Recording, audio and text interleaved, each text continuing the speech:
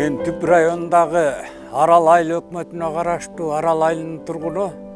Ушул жүгөрүнү быйыл көрсөткүч катары септик эле биринчи жолу. Жүгөрү жакшы чыкты, Кудайга шүгүр.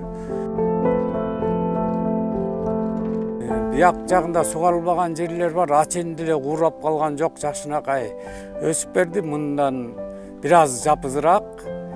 Бул жер эми сугарылган, бир сугарылган жер жакшы чыкты. Түшүмү деле буюрса жакшы болот деген ойдо болуп турабыз.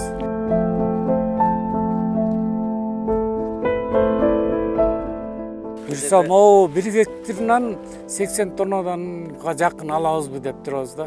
Бул силос кукурузаны Союз таргандан бери эгелек болчубуз, биздин өрөөл. Мына быйыл биринчиден болуп биз септик, дагы айылдан бир 10 чакты фермер септи. Башка сортторго караганда өсүмдүүлүгү жакшы. Бир сугарылган кукуруза ушул болду, дагы бир сугарылып калганда эки сугарса эмне болмок эле?